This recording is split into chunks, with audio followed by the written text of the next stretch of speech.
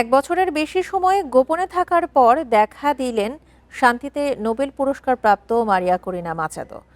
ভেনেজুয়েলার 10 বছরের ভ্রমণ নিষেধাজ্ঞা ও পলাতক আখ্যা পাওয়ার হুমকি অমান্য করে নোবেল পুরস্কার বিতরণী অনুষ্ঠান উপলক্ষে বৃহস্পতিবার মধ্যরাতে গোপনে অসলোতে পৌঁছান তিনি। নোবেল কমিটির প্রধান জানান, পুরস্কার গ্রহণের অনুষ্ঠানে সময়মতো পৌঁছাতে পারেননি মাচাদো। পরে অসলোর গ্র্যান্ড হোটেলের ব্যালকনিতে উপস্থিত হন মাচাদো। ব্যালকনিতে দাঁড়িয়ে ভেনেজুয়েলার জাতীয় সঙ্গীত গান। এ সময় তিনি সমর্থকদের দিকে হাত নাড়েন এবং পরে রাস্তায় নেমে সরাসরি তাদের সঙ্গে শুভেচ্ছা বিনিময় করেন। এর আগে নরওয়ের অসলো সিটি হলে মাচাদোর হয়ে শান্তিতে নোবেল পুরস্কার গ্রহণ করেন তার মেয়ে আনা করিনা সসা। মায়ের দেওয়া বক্তব্য পাঠ করেন তিনি।